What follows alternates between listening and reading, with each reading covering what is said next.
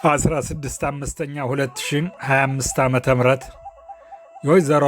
አስቴር ደሳለኝ አጭር የህይወት ታሪክ ከቤተሰቦች ተዘጋጅቶ በግጥም ደራሲው ካሳው ማሩ በዕለቱ ተነቦ ቢሰማም እነሆ አሁን ለ7 ቀናቸው መታሰቢያ እንደገና አንበን በፎቶግራፋቸው በማቀናበር ለወደፊቱ እንዲቀመጥ እንዲስል እናቀርበዋለን። አዘጋጅ ቤተሰቦች ናቸው። ቤተሰቦችም እንዲህ ይላሉ። ክብርት እናታችን ወይዘሮ አስቴር ደሳለኝ የተወለዱ እንደ አውሮፓ ዘመን አቆጣጠር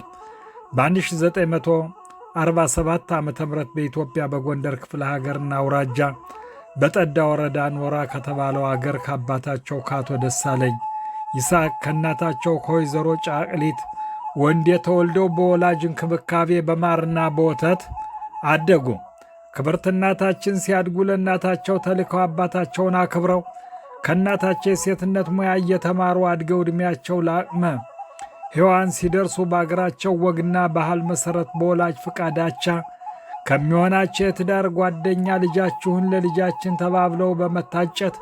በሁሉም በኩል የሰርግ ቀን ወስነው በብዙ ድግስና በለምለም ዳስ ከአቶ ታረቀይ እዝራ ጋር ተድረው ለጎጆ ብቁ እስከሚሆኑ በሙሽርነት ቆይተው በኋላ ዳውርጌ ከተባለው አገር ቤት ትዳራቸውን መስርተው ሲኖሩ 7 ልጆችን ወልደው አሳድገው ድረው ቤት አስይዘው የልጅ ልጆችን አይተዋል። ክብርት እናታችን ወይዘሮ አስቴር ደሳለኝ በዚህ አይነት ቤተሰባቸውን ለመምራት ይተዳደሩ የነበረው አባታችን እያረሱ ጥሩና ጥሬ እያመረቱ እናታችን በሴትነት ሙያቸው በማጀት ፈትለውና ሰፍተው ጠምቀውና ጋግረው ቤተሰባቸውን በሚገባ ይመሩ ነበር። በዚህ አይነት በገጠሩ ለመኖር አስፈላጊውን አሟልተው አካባቢውን መስለው በደስታው በመከራው ተባብረው ባህላቸውንና ሃይማኖታቸውን ጠብቀውና አክብረው ልጆችን እያሳደጉ እየዳሩ ብዙ ዓለምና ደስታ አሳልፈዋል። ክብርት እናታችን ወይዘሮ አስቴር ደሳለኝ በዚህ አይነት ቤተሰባቸው በመምራት ላይ እንዳሉ የአምላክ ፈቃዱ ደርሶ የኢትዮጵያ ይሁዲዎች ከስደት ወደ ቅድስት ሀገራቸው ለመመለስ በተለያዩ ዘመንና አቅጣጫ ሲጓዙ እነሱም የነበራቸውን ሀብትና ንብረታቸውን ሽጠውና ለውጠው በአዲስ አበባ በሚገኘው እስራኤል ኤምባሲ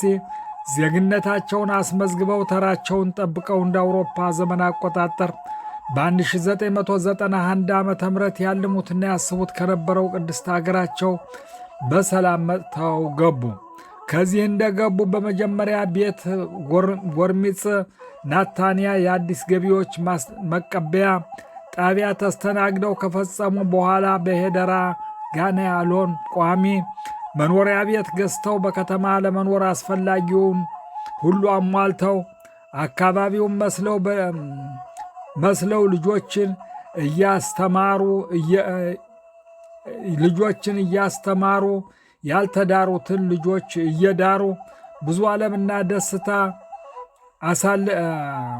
አሳልፈው እንዳሉ የጤና መዛባት ደረሰባቸውና በቅርቡ በሚገኘው የጤና ጣቢያ የሕክምና እርዳታ ሲሰጣቸው ቆይተው ለአዳምና ለዮሐን የተሰጠ የሞት ማጫ ለሳቸውም ተራው ደረሳቸውና ዛሬ ዕለቱን እሁድ እንደ አውሮፓ ዘመን አቆጣጠር በ11 ቀን 5ኛው ወር 2025 ዓ.ም በተወለዱ በ78 ዓመታቸው ከዚህ ዓለም በሞት ተለዩ። በሞታቸው ባለ ትዳርና የ7 ልጆች እናት ያያል የልጅ ልጆች እሚታ ነበሩ። ነፍስ ይማር ብለን ከዚህ የሚከተለውን ግጥም እንጉርጉሮ እንዲህ ስንል እናሰማለን። እህት ወንድሞቹ፣ ቤተሰብ ሁላችሁ፣ ሀቲቷ ልጆቹም ጥናቱን ይስጣችሁ። ያሳለፉት ዓለም ክብርት እናታችሁ በግጥም እንጉርጉሮ ጽፌ ላሰማችሁ። በሰፊው ዘርዘር ያንችን ታሪክሽ ቤተሰብ ስትመሪ በክብር ሰርተሽ ልጆችን ስድሪ ጠምቀሽ ጋግረሽ በዚያ በገጠሩ ኢትዮጵያ አገርሽ ያ ትልቁ አዳራሽ የኢትዮጵያው ቤት እንግዳቸው ብዙ የወንድም የእህት አማቾች ከወንበር ምራት በማጀት እንጀራው በሞሰብ ጠላው በማቶት ሴትነቱም ቀረ መስፋቱ መፍተሉ መጥመቅ መጋገሩ መዳሩ መኳሉ በቃሽ ተከተተ ዓለም አለፋሉ የልጅ ልጆች ሁሉ በንማ ይጠራሉ አገር ጎረቤቱ ሥራ ፈተው አሉ። እስቲ ትንሽ ልጻፍ ስለ አንቺ እናቴ ዛሬ ቁሜ እንደ ዕዳ አንቺ ነሽ ሕይወቴ ዛሬም አለቅሳለሁ ሀወይ ልጅነቴ በልቼ አደግኩት ሲቀር ዳርንጎቴ እንኳን እስከ ሥራ ቁጭ ብዬ ከቤቴ እያንጎራጎርኩኝ እንደ ልጅነቴ እናቴ ምን ልበል ማን ብዬ ልጥራሽ አንቺን ለማማጎስ አይበቃም ስምሽ እንዲያው በጥቂቱ ሲታወስ ሥራሽ የአምላክ ልዩ ሥራ ፍጡር መሆንሽ አሁን ከዚህ ቁሜ ልናገር ክብርሽን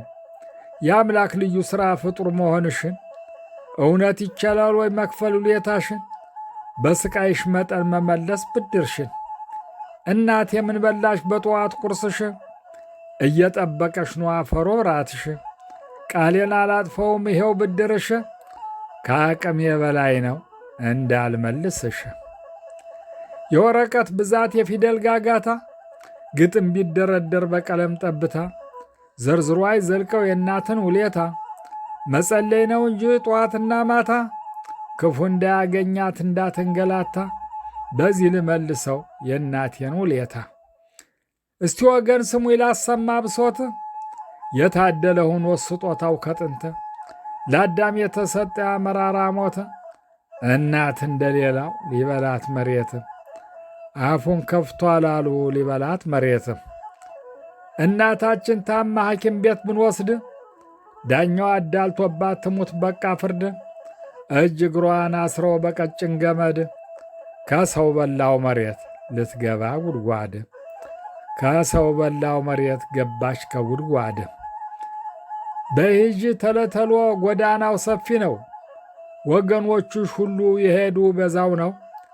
ከላይኛው ዓለም አገሩ ሰፊ ነው ሀበሳም የለብሽ ቤትሽ ከገነት ነው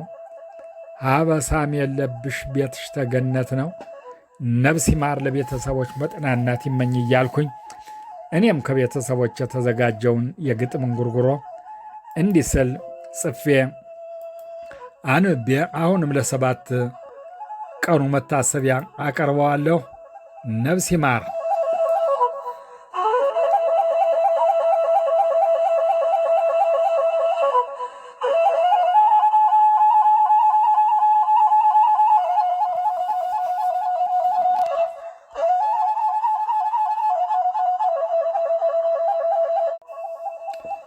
16/5/2025 ዓመተ ምህረት የወይዘሮ አስቴር ደሳለኝ አጭር የሕይወት ታሪክ ከቤተሰቦች ተዘጋጅቶ በግጥም ደራሲው ካሳው ማሩ በተነቦ በዕለቱ ተነቦ ቢሰማ